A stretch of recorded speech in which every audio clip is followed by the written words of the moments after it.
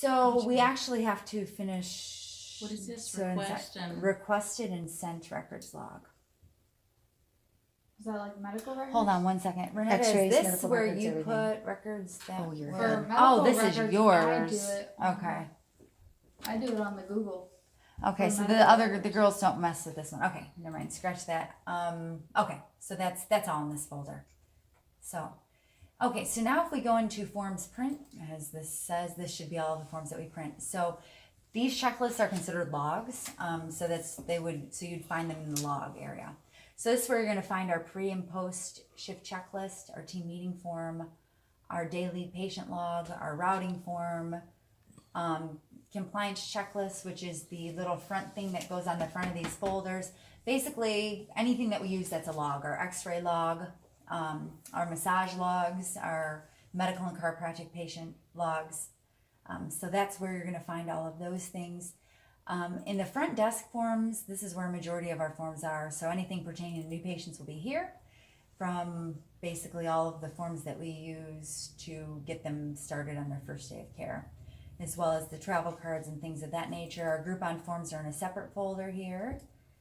And then existing patient forms are going to comprise of the things that we give patients basically after they're in a treatment plan, like their different home therapies.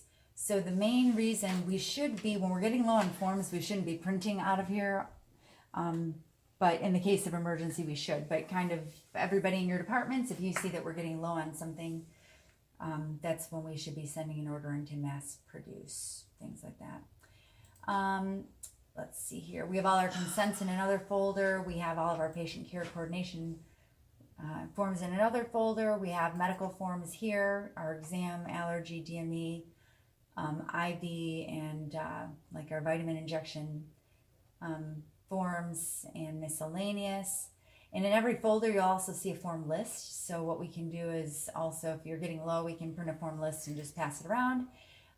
Forms for bionutritional care are in another folder, a separate one for medical, weight loss, and lipo, and so on and so forth. And I think that's all that I basically want to say. The main purpose of all of these are, again, when we're mass producing forms, but especially the logs, that might be something that you guys need to print on a more regular basis.